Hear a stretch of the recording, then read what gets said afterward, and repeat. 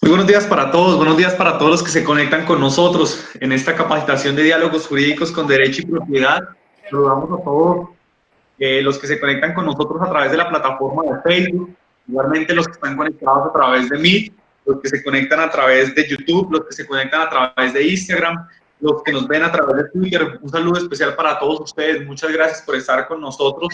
En el día de hoy nos acompaña la doctora Lorena Oces para la capacitación de Si soy empleado del Estado, ¿me pueden despedir sin explicación? Muy buenos días, doctora Lorena. Buenos días, gracias. Buenos días a los presentes. Bueno, parece ser que de pronto tenemos un poquito del volumen bajo, doctora. A pesar de que el micrófono está encendido, no logramos escucharla.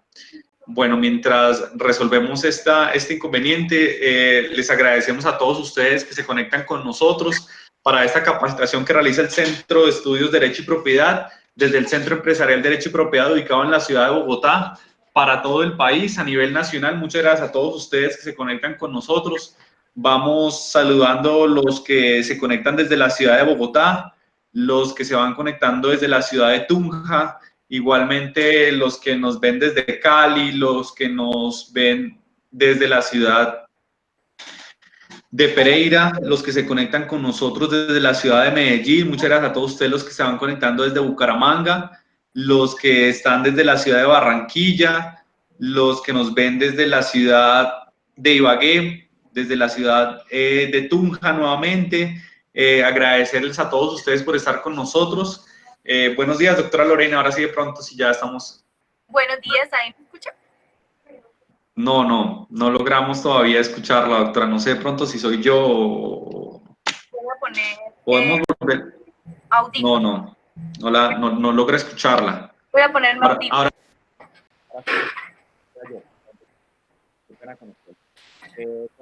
Gracias a todos ustedes los que se conectan con nosotros. Como les comentaba, la capacitación para si soy empleado del Estado me pueden despedir sin explicación.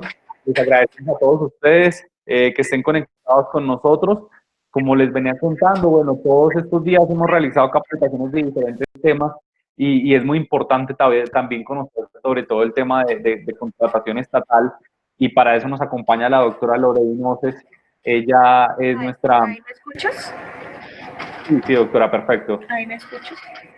Sí, Okay. ya estamos muy bien, le agradecemos mucho su conexión desde la ciudad de Bucaramanga para esta capacitación, como les comentaba, de temas de contratación de empleados del Estado, ¿no?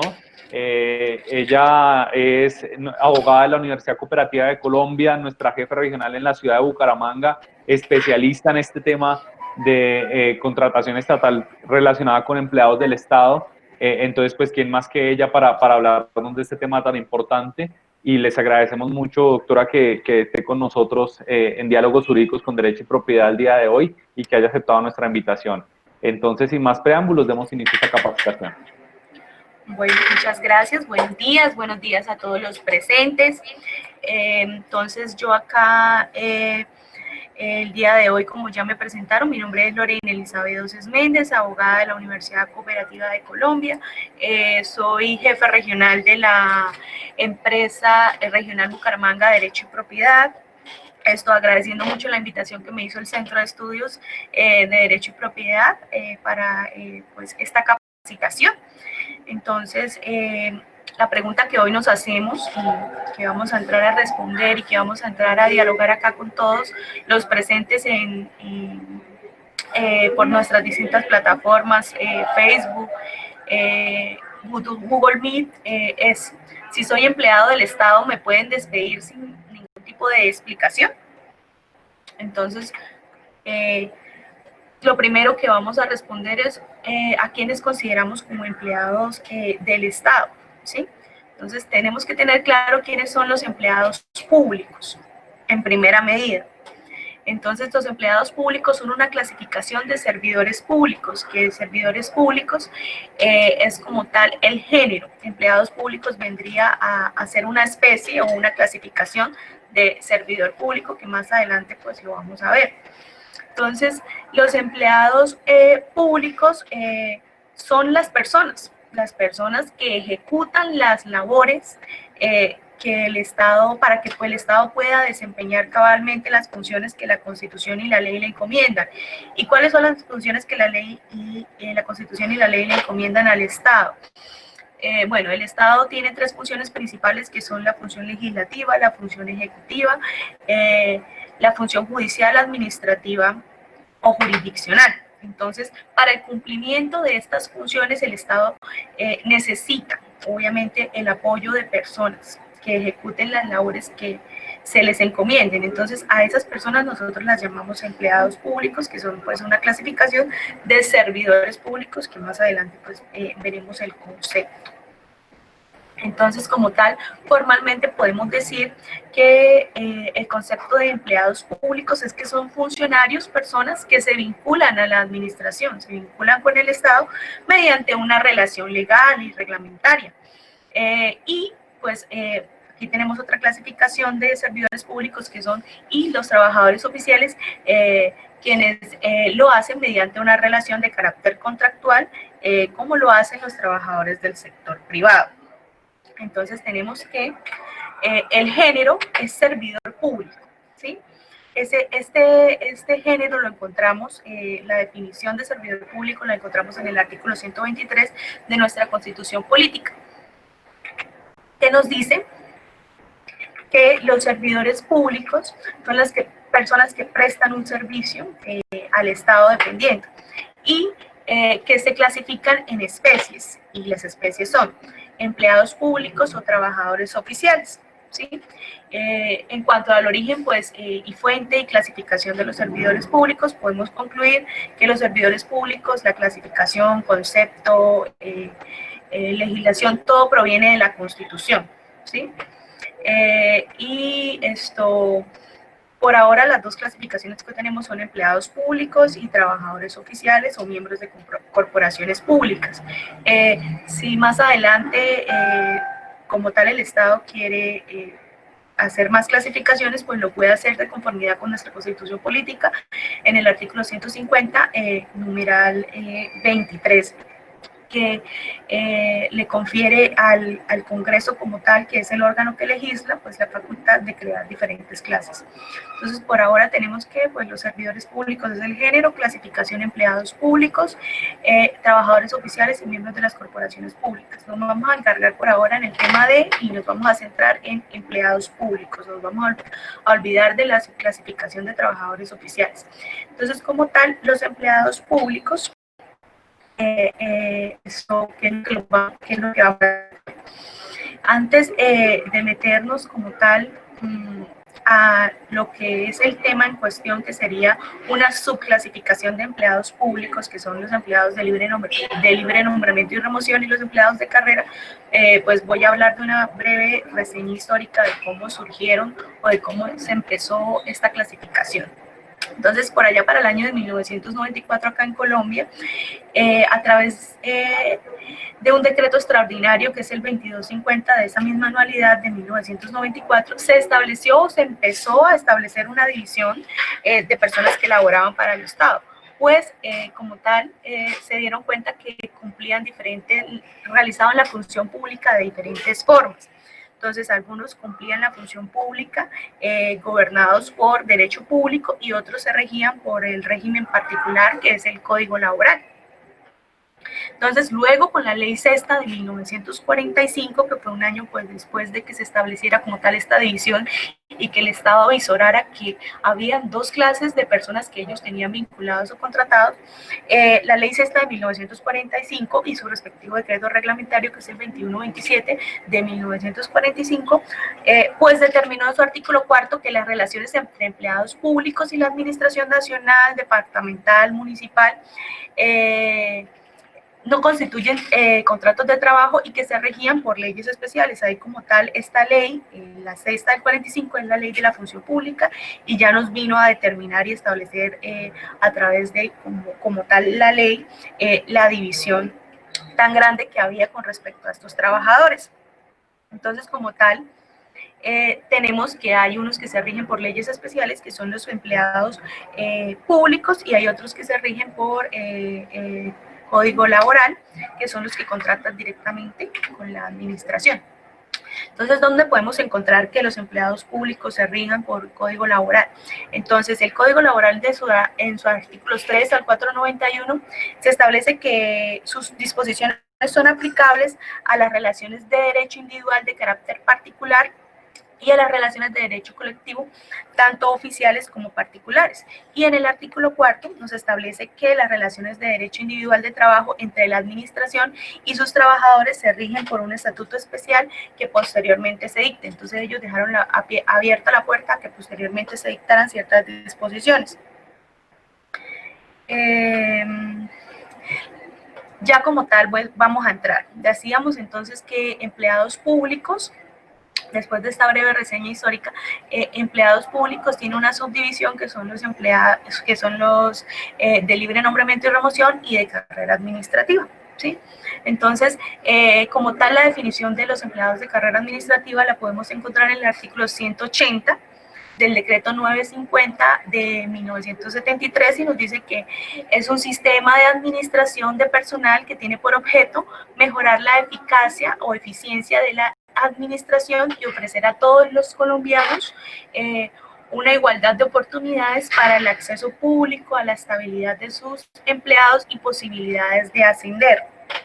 Entonces, la carrera administrativa es un sistema técnico que tiene para administrar personal que tiene por objeto, pues, garantizar la eficiencia de la administración pública. Y el objetivo es que todas las personas que tengan un mérito o que tengan un reconocimiento, valor o estudio, sientan que pueden entrar a la administración a través o vincularse con la administración a través de esta carrera administrativa, porque entonces la carrera administrativa se basa exclusivamente en el mérito. Ahí no, diferente a lo que más adelante vemos que es los empleados de libre nombramiento y remoción, la carrera administrativa no se miran caras, sino que es su hoja de vida, sus estudios, el mérito, valor agregado que usted tenga como persona, el reconocimiento que usted tenga con ciertos estudios, ciertas capacidades que usted tenga que pueda demostrar y pues obviamente los exámenes que pase al momento de presentarse en los concursos. Entonces la carrera administrativa lo que genera es que las personas tengan la confianza de que si usted cumple con los requisitos, si usted pasa los exámenes que la carrera administrativa le solicita, pues usted puede acceder a vincularse con el Estado. Con el plebiscito de por allá del 1 de diciembre del año de 1957, se consagró ya con categoría constitucional los principios básicos de la carrera administrativa. Entonces, esto que veníamos mencionando, pues ya se tornó constitucional. Y esto también se tornó constitucional todos los referentes con el nombramiento y remoción de los empleados que debía hacerse pues de acuerdo a la ley. Entonces, como decíamos anteriormente, nuestro artículo 123 de la Constitución Nacional establece que los servidores públicos son los miembros de las corporaciones públicas, de los empleados y trabajadores del Estado y las entidades descentralizadas territorialmente y por servicios. Y el artículo 125 ya nos establece la división de que los empleos en los órganos y entidades del Estado son de carrera, y se exceptúan los de libre nombramiento y remoción, los de trabajadores oficiales y los que la ley determine. Entonces acá este artículo 125 nos está diciendo los empleados públicos son todos de carrera, ¿sí? Son todos de mérito, pero se exceptúan pues los de libre nombramiento y remoción, los de elección popular, los trabajadores oficiales, que es la otra subclasificación que se hablaba de servidores públicos, que pues de esa no se va a tocar tema porque nuestro tema aquí, el artículo 125 nos dice cuál es libre nombramiento y remoción. Entonces, empleados públicos diferentes a los de carrera administrativa, los de libre nombramiento y remoción. Entonces, como tal, la definición de empleados de libre nombramiento y remoción la podemos encontrar en la Ley 909 del año 2004. Esta ley es la Ley de Empleo Público y de Carrera Administrativa, por supuesto, y nos determina que los cargos de libre nombramiento y remoción son aquellos en los cuales se tienen funciones de dirección, conducción, orientación institucional, adopción de políticas y directrices que impliquen confianza al corresponderles funciones pues, de asesoría institucional o cargos que envuelven administración y manejo de bienes y dineros del Estado. Entonces, como tal, el Estado, al usted contratarlo, va a tener en los empleos de libre nombramiento y remoción la opción de no revisar su hoja de vida como tal, estudios, mérito, ni nada de eso, porque es muy diferente a los de carrera administrativa. Entonces, aquí nos tenemos que poner en los pies del Estado, como nosotros lo haríamos con la administración de una tienda, con la administración de una empresa, con la administración de nuestro hogar, por ejemplo. Nosotros confiamos y determinamos cierto tipo de responsabilidades a las personas en calidad como tal, a sus características, a que le tengo confianza, a que es mi amigo, a que confío, a que él sabe, ¿sí? En una empresa, pues sucede lo mismo. Si yo me asocio con alguien, pues lo hago con una persona en la que yo pueda confiar, de la que yo pueda no revisar y saber que esa persona hizo lo diligentemente posible. Entonces, lo mismo el Estado aquí dice. Da la facultad para que pues, en los empleos de libre nombramiento y remoción, que son empleos que son casi la mano derecha, que implican mucha confianza con respecto del cargo superior, pues se tomen intuito persona, en calidad pues de la persona y de esas características que la persona tiene, sin necesidad de ir a mirar su hoja de vida, sin necesidad de ir a mirar cuántos estudios tiene, que es la gran diferencia con los empleos de carrera administrativa. Entonces, como lo vemos acá, los empleos de carrera, los cargos de empleados públicos de carrera administrativa y los de libre nombramiento y remoción, pues son dos extremos totalmente diferentes como tal, cuando se trata de estabilidad de empleo en la función pública. ¿Por qué? Porque uno es en calidad pues, de la persona como tal, la confianza que maneja, y otro pues ya basa en el mérito y sus estudios y lo que esta persona haga para llegar a eso. Entonces, la principal diferencia va a ser obviamente que los empleos de libre nombramiento y remoción, al ser de tanta confianza, pues la persona o el jefe directo tiene la facultad discrecional pues de abstenerse de contratar o de solicitar renuncia del funcionario que tenga a su cargo. Entonces, para ello, pues, la sala de la Corte Constitucional ya ha sido muy clara, sacó un comunicado, lo podemos encontrar como el comunicado número 5 del 8 de febrero del año 2018, en donde estudia un expediente de tutela, que es la T 571-2990 del año 2018, y estudia la sentencia unificada 003 del año 2018 del magistrado ponente Carlos Bernal Pulido. En este comunicado, la Corte Constitucional es muy enfática en mencionar que por regla general los empleos públicos de libre nombramiento y remoción, que es lo que nos trata, pues no gozan de estabilidad laboral reforzada. ¿Por qué? Porque, como lo digo, ¿sí? El jefe directo tiene discrecionalidad sobre esos empleos y puede disponer de ellos cuando a bien lo contemple y cuando sienta que no se está cumpliendo y no se está ejerciendo el deber ser del cargo. En este comunicado y en esta sentencia unificada con respecto al expediente de tutela, la Corte analizó el caso del tutelante que era una persona que desempeñaba un cargo de secretario general de la Dirección de Tránsito y Transporte de la ciudad de la ciudad de Bucaramanga. Entonces ahí enfatizó en que es mucho más estricta la relación con los empleados a quienes les corresponde dirección, conducción, orientación y adopción de políticas o directrices con entidades estatales, porque pues obviamente se toman en torno a la persona como tal, y que estas personas pues no pueden exigir pagos o indemnizaciones cuando su jefe directo le solicita la renuncia. Entonces aquí también hay un tema que podemos tratar y que tenemos que tener claro, y es que el funcionario o jefe superior directo le pida como tal la renuncia a su empleado de libre nombramiento y remoción de confianza y manejo no es algo ilegal, ¿sí? Por eso hay algo que se llama pues renuncia protocolaria. La renuncia protocolaria pues se le pide al funcionario para que el funcionario sea la persona directamente que por voluntad propia presente su renuncia y que no le toque al superior o jefe directo realizar el acto administrativo donde lo declare pues insubsistente. Entonces, como tal, acá ya pasamos a lo que nos ocupa la presente capacitación y es la motivación en los actos administrativos que declaran insubsistentes a personas vinculadas como empleados públicos a través de la figura de libre nombramiento y remoción. Entonces, la sentencia C540 del año 98 nos dice que los empleados públicos de libre nombramiento y remoción son los que, pues, obviamente, su vinculación, permanencia y retiro de sus cargos depende de la voluntad de su empleador o de su jefe directo, quien lo nombró en ese cargo. Esta persona goza de la discrecionalidad de decidir libremente sobre asuntos en los que pues, implican su insubsistencia. También esto es muy importante dejar en claro que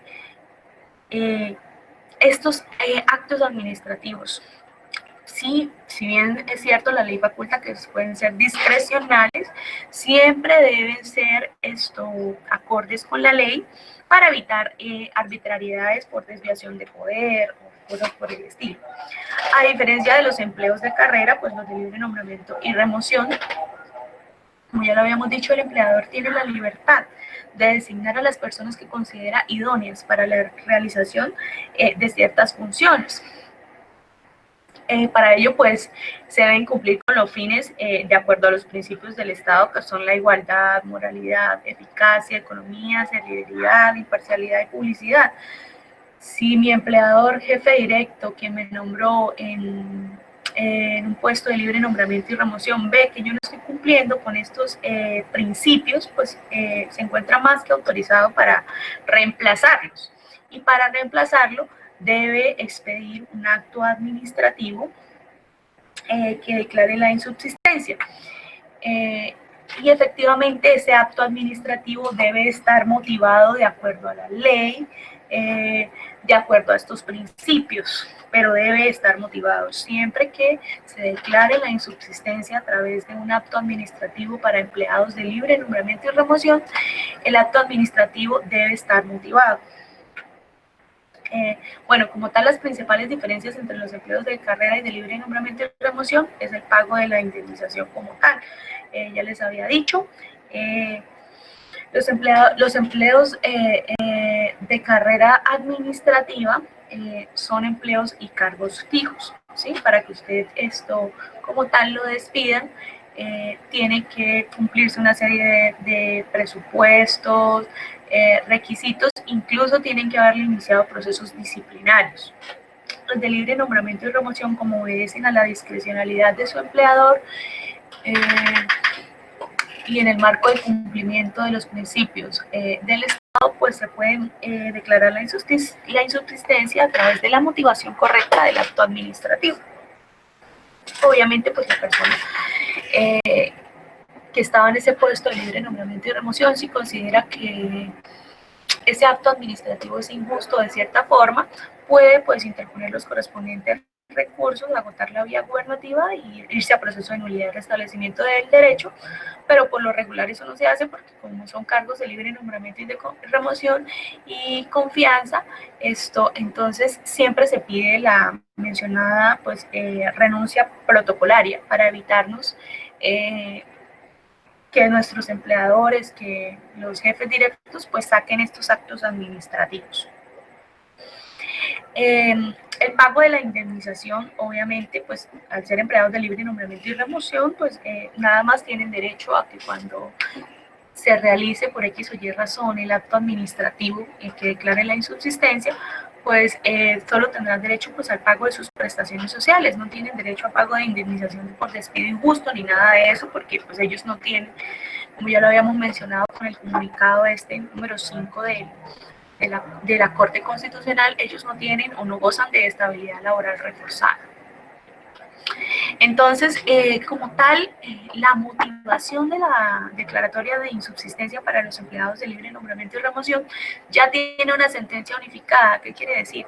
Que ya pues es ley y debe tenerse así por cualquier persona, jefe directo, servidor público que quiera declarar insubsistente a alguien. Debe tener en cuenta esta sentencia, debe leerla muy bien, porque en esta sentencia se establece la motivación, que la motivación del acto administrativo que desvincula a los empleados de libre nombramiento y remoción debe ser acorde con las leyes y con los principios del Estado. La sentencia es la sentencia unificada SU 054 del año 2015.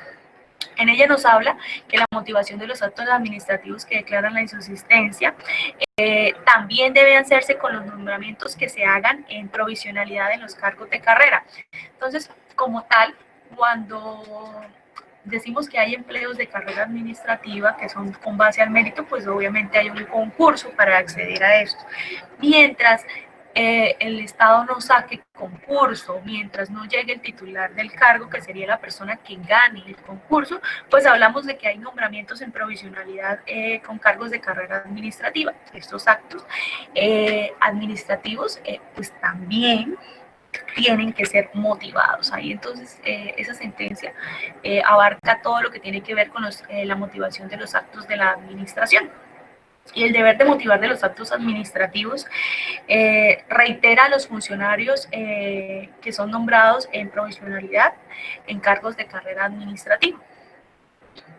Bueno, cuando se trate de actos administrativos que impliquen disposición de derechos, también es claro que deben ser motivados de forma completa y suficiente, con el lleno de los requisitos del derecho al debido proceso, del que lo establece nuestro artículo 29, y que se debe aplicar a toda clase de actuaciones. En este caso, cuando impliquen disposición de derechos, pues también deben ser motivados correctamente.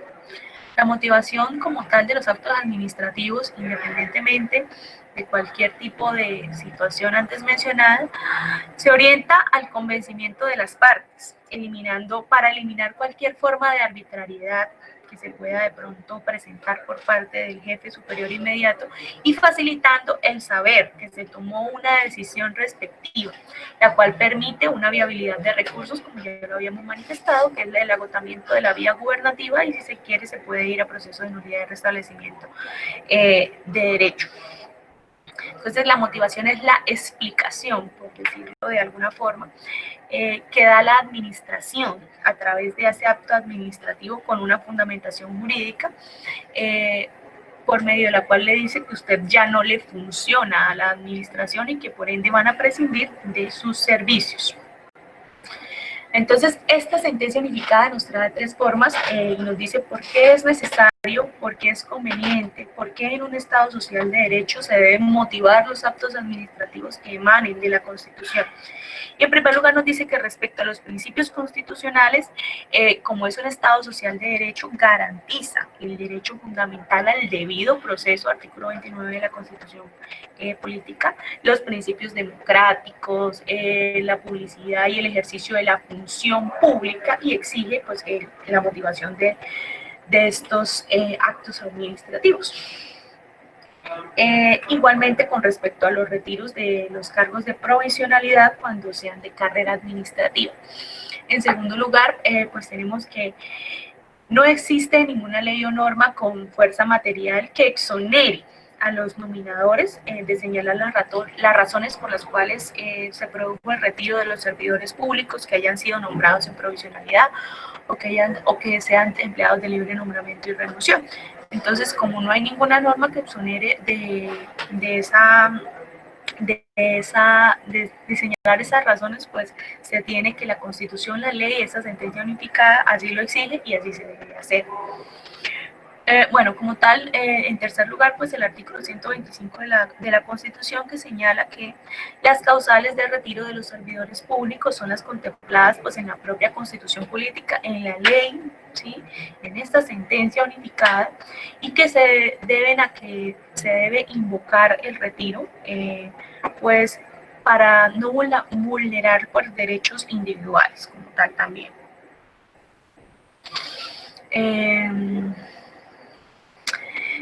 También es para la motivación, pues tiene esto como tal su respaldo en que pues ningún funcionario está por encima del Estado como tal, y el Estado debe garantizarles a todos igualdad de oportunidades con respecto a la contradicción de sus actos administrativos.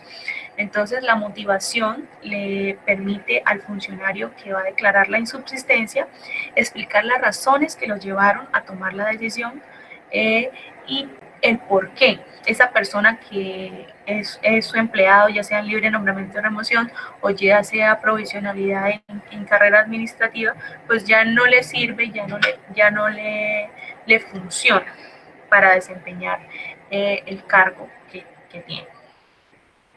Entonces, como tal, pues es necesario la motivación siempre de los actos administrativos que declaren la insubsistencia de un empleado de libre nombramiento y remoción. Entonces hasta acá llega pues la capacitación. No sé si tengan alguna duda, alguna inquietud con respecto al tema que nos ocupa hoy. Bueno, doctora Lorraine, le agradecemos mucho su capacitación en el día de hoy. Realmente pues es un tema bastante complejo, ¿cierto? Sí, Pero que pues se señor. puede presentar a muchos. De pronto, ¿qué pasa cuando estos despidos son o se dan esos despidos injustificados?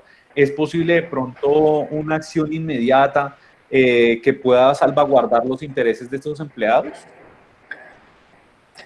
Bueno, como lo expliqué pues en la capacitación, los empleados de libre nombramiento y remoción son empleos que obedecen a la discrecionalidad de una persona, ¿sí? Del empleador directo.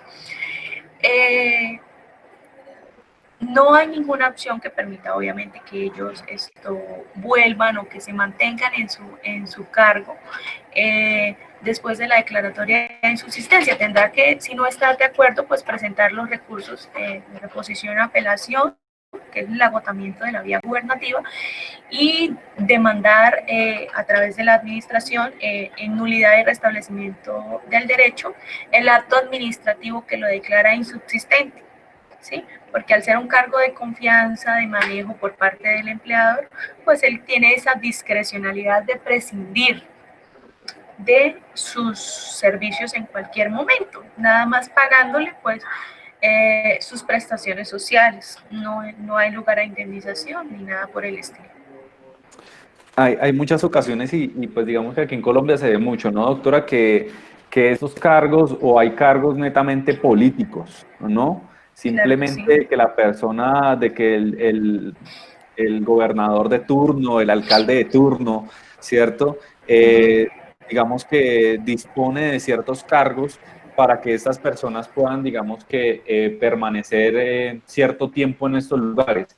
¿Qué pasa de pronto cuántos cargos los jefes le dicen no vuelva más, no lo quiero ver más? ¿Tendría alguna acción esta persona o simplemente si le dicen eso siga yendo a trabajar? ¿Cuál sería el consejo? Bueno, como tal, los empleados públicos tienen una clasificación y son empleados de carrera, libre nombramiento y remoción. Y tenemos unas excepciones en los empleados de carrera, que son los temas de elección popular y trabajadores oficiales, que pues no fue tema acá de la capacitación. Entonces, como tal, el alcalde, que es un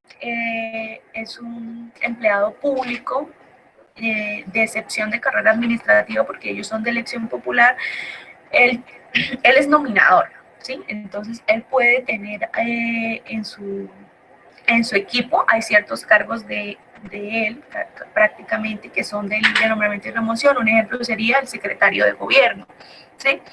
Entonces, el secretario de gobierno de un alcalde es su mano derecha, es un empleado de total confianza, por ende, no puede ser un empleado impuesto por un anterior alcalde o por un anterior gobierno.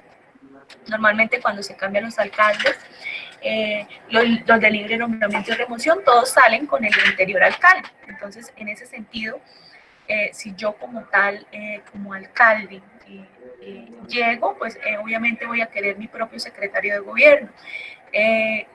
Si la otra persona por X o Y razón no quiere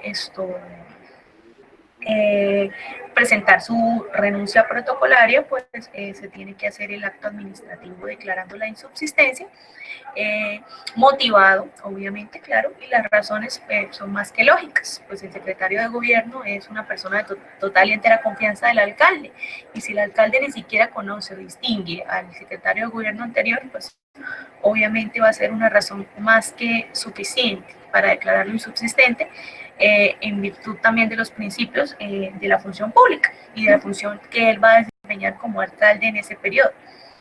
Entonces, tiene que sacar el acto administrativo en caso de que el empleado se niegue a presentar renuncia protocolaria.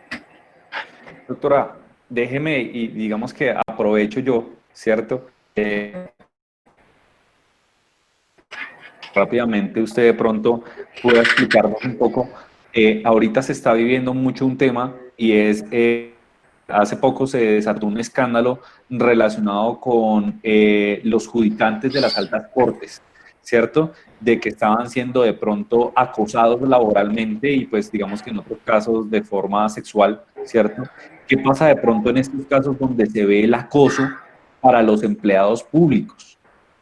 ¿Cuál sería de pronto, digamos, como le digo rápidamente, los mecanismos que tendrían estas personas? Bueno, pues con respecto, acá ya hay una diferencia porque son empleados de la rama, ya esa sería la función pública judicial. Esto como tal se maneja un reglamento por parte del jefe o de la persona encargada del despacho en el que se encuentra el judicante, y él debe poner en conocimiento pues esta situación para que a través de un comité o el comité que ellos tengan, pues se determine si hay acoso o no hay acoso con respecto a esta situación, y se tomarán las medidas que se estimen pertinentes por parte del jefe del despacho. Pero este ya es un caso como diferente, porque ya estamos hablando como tal de empleados públicos que ejercen función judicial, ¿sí?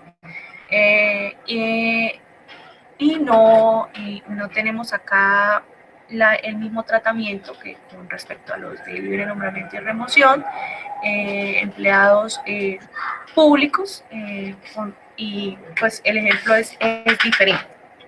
Bueno, aprovechaba yo esto porque pues digamos que muchas de las personas pueden observar en nuestros profesionales, independientemente sea la capacitación, tenemos amplios conocimientos en cualquier tema del derecho, y es muy importante también para nuestro usuario y nuestros clientes que puedan conocer la capacidad y el profesionalismo que tienen cada uno de nuestros profesionales que están aquí explicándonos cada mañana de cualquier tema, en este caso, por ejemplo, de todo lo que tiene que ver con la insubsistencia en los empleados públicos, para el caso en concreto. Entonces, a todos ustedes los invitamos para que se conecten con nosotros. Si tienen de pronto alguna consulta, alguna asesoría, alguna situación que quiera que un abogado experto en todas las áreas del derecho a nivel nacional podamos ayudarle, no olvide comunicarse a los números que aparecen en pantalla: 320-233-0619, 314-475-1002, o nos puede escribir también al correo electrónico servicioalcliente@derechoypropiedad.com, o si de pronto usted está conectado con nosotros en las redes, también puede escribirnos a través de ellas, en Facebook como Derecho y Propiedad, en Twitter como Derecho y Propiedad, en Instagram como Derecho y Propiedad. En nuestro canal de YouTube puede ver usted estas capacitaciones a través del canal Centro de Estudios de Derecho y Propiedad. Lo importante es que usted pueda conectarse con nosotros. Igualmente puede visitar la página www.derechoypropiedad.com y chatear con nosotros si usted lo desea. Aquí tenemos múltiples canales de atención en las principales ciudades del país. Incluso si usted se encuentra fuera del país, también podemos ayudarlo para que pueda solucionar los problemas que tenga aquí en Colombia, y pues llegue también a una buena resolución cada una de estas situaciones que se le presentan. A todos ustedes los invitamos para que el día de mañana se conecten con nosotros nuevamente en Diálogos Jurídicos con Derecho y Propiedad, y podamos observar la capacitación. ¿Funcionan los jueces de paz en nuestro país? Este tema también muy importante, y es una alternativa en la solución de cada una de estas situaciones que se le presentan, que son los jueces de paz. Conozca de pronto también qué son los jueces de paz y si realmente funcionan estos jueces de paz en el país.